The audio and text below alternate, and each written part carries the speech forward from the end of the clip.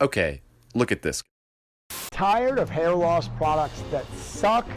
Auxano Grow stops hair loss and regrows your own hair. This product works. This is not snake oil. My hair completely regrew out in 2 months. All right, enough. It's time to clear up some things and get to the facts, not fiction, about C60, copper peptides, and its actual effects on our hair.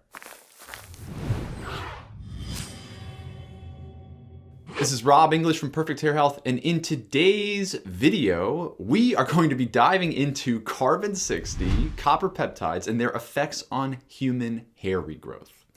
Now, currently my inbox is flooded with people asking me about this product called Auxano Grow.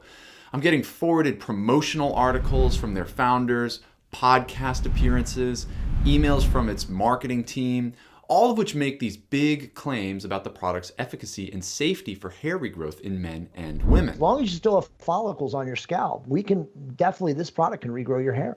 Now, as someone who was diagnosed with androgenic alopecia back in 2007, and as someone who in my first few years fighting hair loss ended up wasting $10,000 on well-marketed, scientifically baseless products, I can tell you that I've been around the block here, and I've blown a lot of money on products that looked incredibly promising, but that preyed on my desperation and that I only later discovered weren't producing results and weren't supported by good science. Now, to be clear, I am not saying that Auxano Grow falls under this category, but when I see claims like this, or this, or this, little red flags start to pop up in my brain, because today, as a medical editor who specializes in hair loss disorders, I know much better than to accept marketers at their word.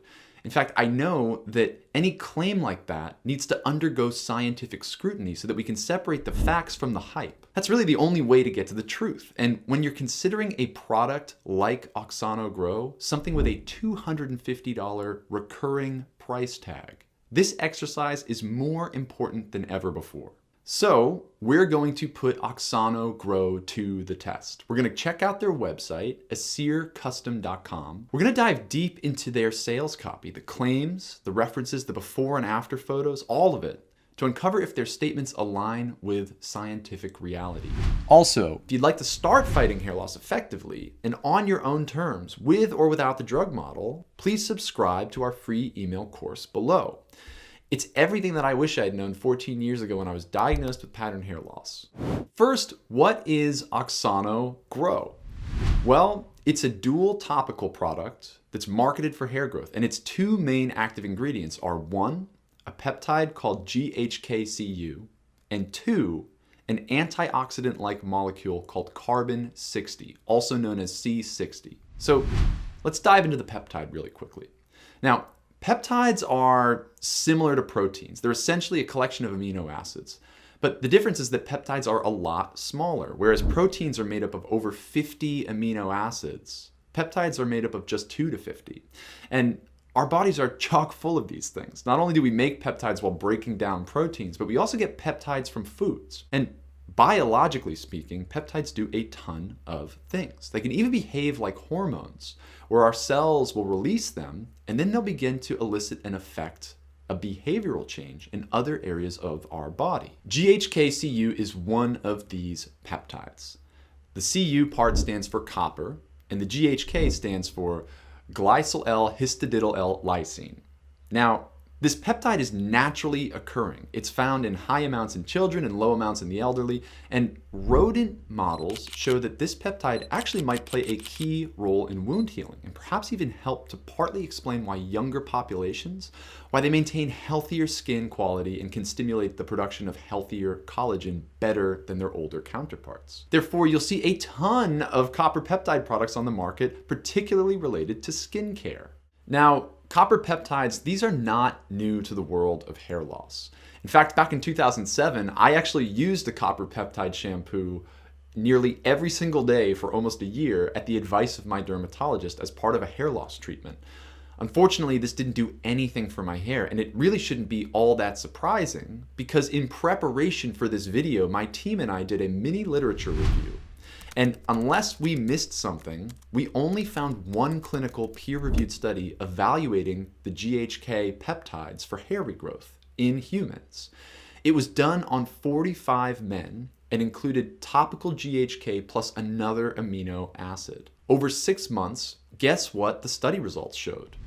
No statistically significant differences in hair length or hair thickness for people using GHK versus the people using a placebo spray. In other words, the copper peptides didn't improve hair growth. Now, again, to be clear, that's not to say that copper peptides have no clinical relevance whatsoever. It just means that in the context of humans and hair, the data so far show them to be ineffective at improving male pattern hair loss. And that's important. So knowing this, I'm actually really curious to dive into Aseir Custom's website, because based on this data, I want to see how they actually talk about the research on GHK-Cu, especially since the one human study that we actually found on hair loss showed zero benefit against a placebo group. All right, so we're on the Aseir Custom website, and I'm going to go to the Science tab. Okay, so they've got some explanation about what copper peptides are, what C60 is. Okay, copper peptides, GHK-Cu, proven to provide the following benefits. They actually have this link right at the bottom for copper peptide GHK-Cu scientific studies. This is exciting. Okay, I can get on board with this. I'm going to click into this. Okay, copper peptide GHK-Cu proven by clinical studies. Okay, so this is an important point. So for anybody who doesn't know what clinical studies are, basically that just means any research that's done in humans, okay? So you can't do in vitro or cell culture studies and call them clinical. You can't have a mouse model or a rodent model or something studying gerbils or fish and call it clinical research, because that's not done on humans. So the fact that they've put together a page that says proven by clinical studies and then links a bunch of different studies, presumably, that are going to be clinical, that's actually really encouraging. I'm excited to see what they have. The first page here is, let's see, it's a Wikipedia article. Okay, so that's irrelevant because I don't want to read other people's interpretations of studies. I want to read the actual studies. Okay, so the second article is a review article. We're going to get into that a little bit later because I'm sure that these studies inside the review article, they're going to pop up. Okay, so the third study is, oh no, the effects of topical tripeptide copper complex and helium neon laser on wound healing in rabbits. Rabbits. That is not a human. So again, this is a big problem. They are characterizing this research as proven in clinical studies, and literally the third link that I'm clicking into is a study on wound healing in rabbits. Now, the reason why we can't take research about hair loss disorders in humans and apply it to mouse models or rabbit models is because androgenic alopecia, literally the defining type of hair loss that most adults will deal with throughout a lifetime, the most common hair loss disorder in the world, the one that is treated with finasteride, minoxidil, and a bunch of other things, the one that most people want treatments for, that type of hair loss disorder is unique to primates. It doesn't happen in gerbils. It doesn't happen in mice. It doesn't happen in rabbits. And while the effects of combining GHK-Cu alongside a helium neon laser might have some benefits to wound healing in rabbits, we cannot take this research mechanistically and apply it disingenuously to humans as an argument to explain why these copper peptides might regrow hair. Again, the only clinical study on this actual copper peptide demonstrated no effect on human hair growth in humans. Again, in humans. That's the big point that I'm trying to make here. This is the third study, but again, I want to give them the benefit of the doubt and keep going here. Oh no. Okay, so the fourth study that they've listed here is the effect of a type of copper peptide on TNF alpha-dependent interleukin-6 secretion in normal human dermal fibroblasts. Okay, so we are now running into the same problem repeating itself over and over again. They're stating clinical studies, proven by clinical studies, and they are now showing me a cell culture study. That's when you take a sample tissue and you put it into some sort of saline solution that protects the tissue from dying immediately. And then you drop different things into the saline and see how those cell cultures that you're growing or that you're maintaining survive and how they change expressions with their genes. That, again, is mechanistic research that you can use to apply how something will work once you actually know that it already works. You can't take this research and then just presume that it's going to translate into humans. So I'm looking at this and I'm thinking to myself, this is not a relevant study. Again, the only clinical study that we have on this type of peptide so far has demonstrated no effect. So that means that this mechanistic research, it's irrelevant. But okay, again, benefit of the doubt. It's just the fourth link. They've got more. It's another cell culture study. This is not clinical research. Okay, it's another mouse model. Okay, this is another review article. We have a DNA expression study. This is not clinical research. This page isn't found. All right, we got another rabbit model. Interesting. This is ridiculous. Okay, the role of topical peptides in preventing and treating aged skin.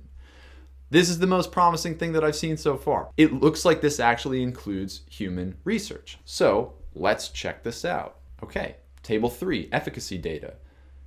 The second peptide featured is GHK-Cu. That's exactly what we're looking for. It looks like there have been 6 human studies on GHK-Cu, all related to skin aging and skin conditioning. GHK-Cu improved skin laxity, clarity and appearance, reduced wrinkles and increased density and thickness. Significant improvements for GHK-Cu. Okay, this is wonderful news. I just finished going through all of the studies here on this page. There's a couple interesting things to note here. One, this page confuses the terms clinical with in vitro cell culture and rodent model studies.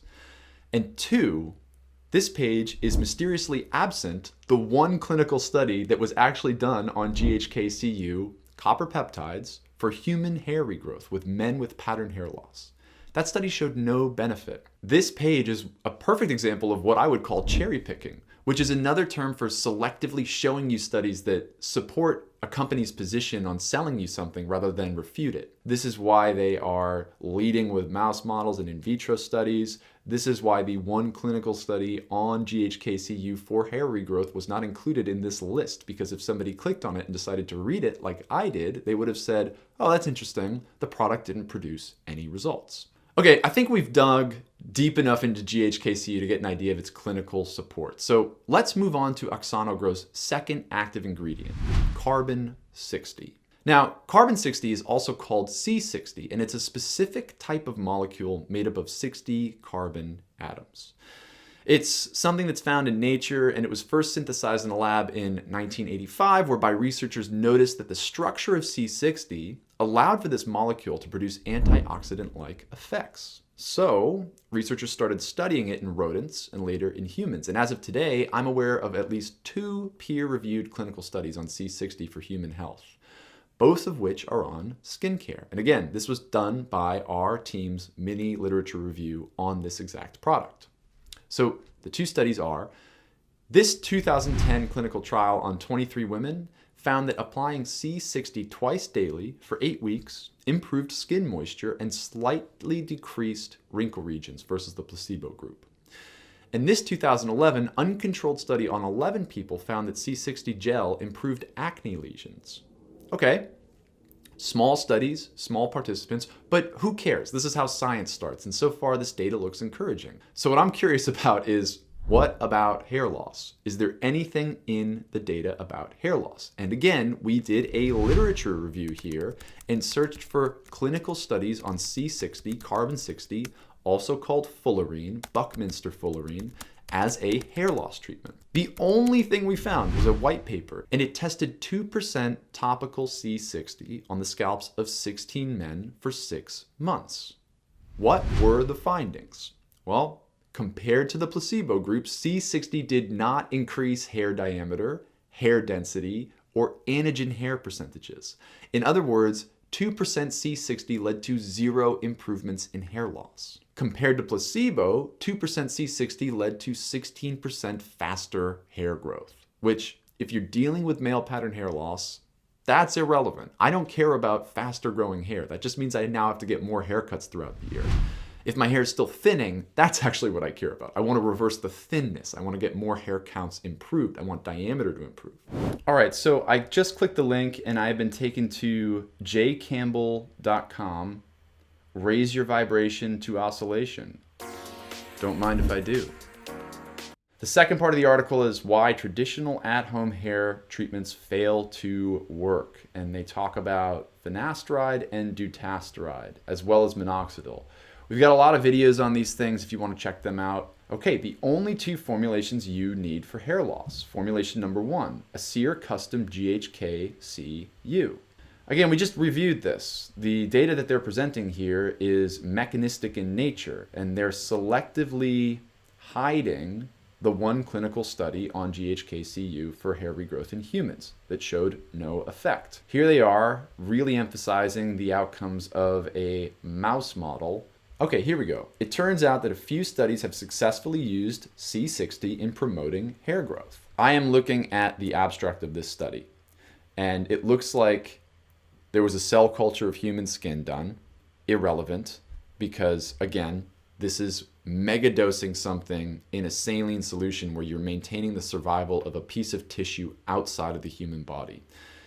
Tons of things regrow hair in this context. Very few translate to in vivo results. The second thing that I'm looking at, they shaved mice and measured the degree of growth after the shaving. That's not relevant. And the third group, SKH1 bald mice. An SKH1 bald mice is basically a mice that's been genetically mutated on purpose, such that after they're born, within a single hair cycle, all of their hair falls out. So it helps to kind of regulate from not a clinical perspective, from a mouse perspective, which again is irrelevant. It helps to regulate some degrees of methodologies in hair-related research in rodents. But humans, this stuff does not apply to humans. Again, these are mice that have been genetically mutated to have a rare, in fact, potentially never even existing hair loss disorder in humans. So SKH1 bald mice, that hair loss disorder has no relevance to men or women with androgenic alopecia. It probably has no hair loss relevance to men or women with telogen effluvium or scarring alopecias or alopecia areata. Okay, now they're talking about that 2010 study out of Japan that used C60 fullerene formula, and it was applied to the scalps of 16 healthy men twice a day. Okay, this is the study that we found in our mini review. So I'm curious to see what they found. Okay, they're emphasizing the one positive outcome from this study. Hair growth rates became 16% faster by as early as after 6 months. From this result, it was confirmed that fullerene could increase hair growth rate. That is not the big finding from that study. That this topical formulation led to no increases in hair diameter, it led to no increased hair counts, it led to no increased anagen percentage. So what are they doing on this website? They are presenting the single statistic whereby C60 outperformed a sugar pill, a placebo group. And that is that hair growth grew 16% faster. Again, we don't care about that. If we're losing our hair, we don't want to grow faster hair. We want to grow more hair. We have a website and a company that is obfuscating results. They are omitting the 2 studies done on GHK-Cu and C60 in humans for hair growth. They are either omitting those studies entirely or only presenting the positive findings of those studies in the case of C60. That is known as cherry picking. That's a pretty disingenuous practice. And when you're selling somebody a product that's at $250, you need to be honest about what you're doing. So I don't really like this. If I stretch my imagination, there is one scenario in which I can begin to get on board with a new or innovative product in the absence of overwhelming clinical data, even with negative clinical data. And it's when that product actually works. And without reliance on clinical support, we have to turn to something else, which in my case is the before and after photos. I want to see before and after photos. And so fortunately, Auxano Grow, they've been collecting these and they do have some user submitted before and after photos on their site. So let's evaluate these photos objectively and see what we can learn. This first photo is problematic. On the left-hand side, we have wet hair, and on the right-hand side, we have dry hair. The comparison points are of different angles. The first photo is taken with a big flash. The second photo is taken without a flash and what appears to be with a lower quality camera. I'm looking at these photos and I'm having a hard time discerning the regrowth, mainly because when you set the flash to a photo, you can really blow it out. I mean, I have a video series about this inside of my membership site where I literally will show you my hair from one angle and then the other angle. And it looks like I have two different heads of hair. And the bigger point here is that I listened to a podcast with the makers of Aseir Custom on Ben Greenfield. And they talked about this specific case study. And this person was injecting GHK-Cu and then applying C60 topically.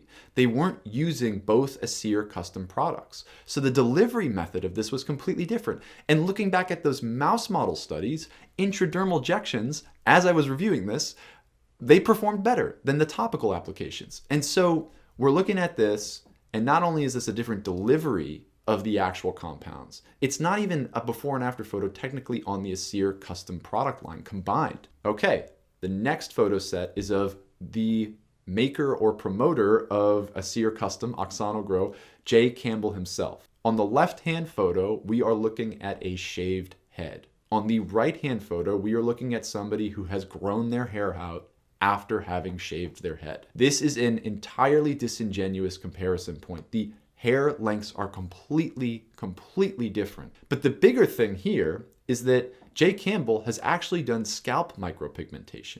He did a procedure many months before publishing these photos such that when you begin to grow the hair out after scalp micropigmentation, these little tattoos that you get to mimic hair follicles, it's designed to give your hair a fuller look as the hair grows out. Next photo set, lighting differences. The next photo set, there is literally a shadow cast over the back of this person's scalp. So I don't even want to get into the fact that these angles are different enough to obfuscate results.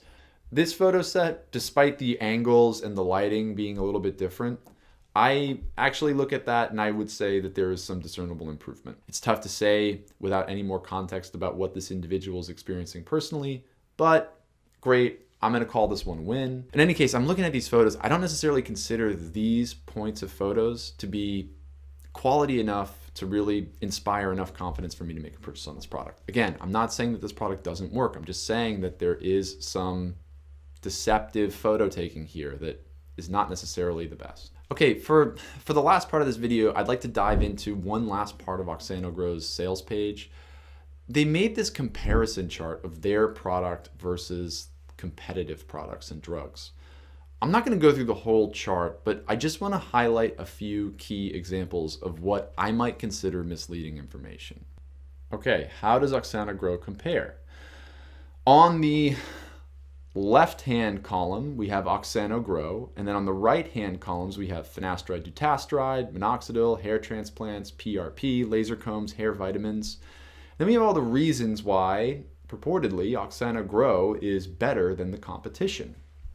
So the first thing here is the very first line says affordable. There's a check mark next to Auxano Grow. There's a check mark next to finasteride and dutasteride. There is an X on minoxidil. I don't know why they think that their product is more affordable than minoxidil. Minoxidil costs between $18 to $25 per month, depending on the brand that you're buying. Auxano Grow looks like it's a $250 investment several times throughout the year to keep up with both bottles.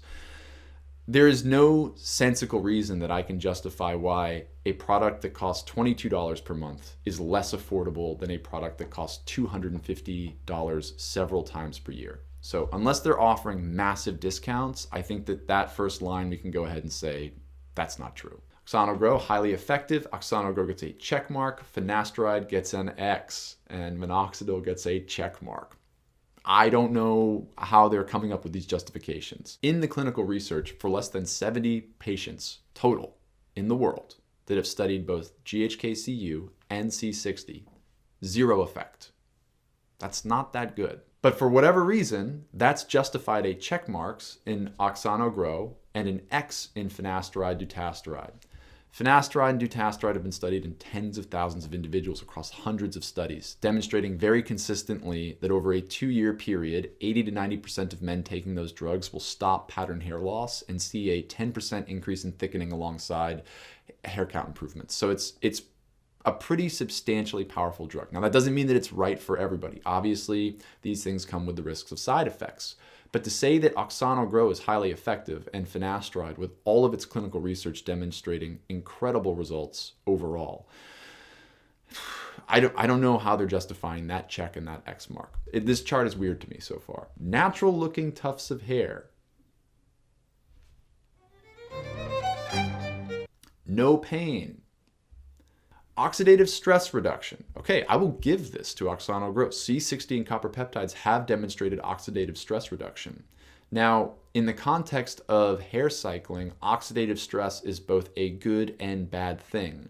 Oxidative stress specifically seems to help mediate the induction of transforming growth factor beta 1 from DHT, and that's what ends up causing miniaturization in dermal papillae cells. It's a long story. Watch our other videos on this about hair cycling and hair shedding and hair miniaturization to understand a little bit more. Okay, with that, I think we've gone far enough with the data on copper peptides, C60, and Auxano Grow to conclude, based on the clinical data, there is no evidence that these ingredients actually improve hair loss in living, breathing humans. On the contrary, there is only evidence that they don't work. I'm not talking about the absence of evidence here. Again, I am talking about studies that were conducted and showed no effect whatsoever with both ingredients. So that's the first thing. The second thing is that there's also a lot of evidence that the makers of Auxano Grow are cherry picking their studies. They're emphasizing data on mouse models showing product benefit, but then they're avoiding the mentioning of studies on topical GHK-Cu and C60 that showed people actually tried these things in clinical settings for hair regrowth, and in both cases they failed. And yet consumers are getting hit with advertisements like this. Auxano Grow with GHK-Cu and carbon 60 stops hair loss and regrows your own hair. These are errors that marketers make. These are errors that open up a company to truth in advertising lawsuits. So when it comes to copper peptides, C60, Auxano Grow, Aseir Custom, I remain incredibly skeptical. But as always, I'm open to revising my opinion based on new information. So that's it. If you want to avoid making bad product purchases, inside of our membership, we actually have a product portal where we review products. And we don't just review them with our research team. We take these products, buy them, send them to a third-party laboratory, and then see if they actually contain what they say they do on the label. And get this, 80% of the supplements that we have tested so far have demonstrated that they can't meet their labeling claims. In some cases, products that we've actually tested have tested for nothing of the ingredients that we've spot checked. So if you want to avoid my mistakes, if you want to avoid blowing $10,000 on products like the one that we just reviewed, that don't have a lot of clinical support, if you want to actually know what's inside the products you're taking, join our membership community and start a personalized path toward hair regrowth today. Aside from that, stick around for next week's video where we will be uncovering why it is so critical when fighting pattern hair loss to solve for both sides of the hair loss equation. And if you'd like to start fighting hair loss effectively and on your own terms, with or without the drug model, please subscribe to our free email course below. It's everything that I wish I'd known 14 years ago when I was diagnosed with pattern hair loss. That's all. Take care, and I will see you next week.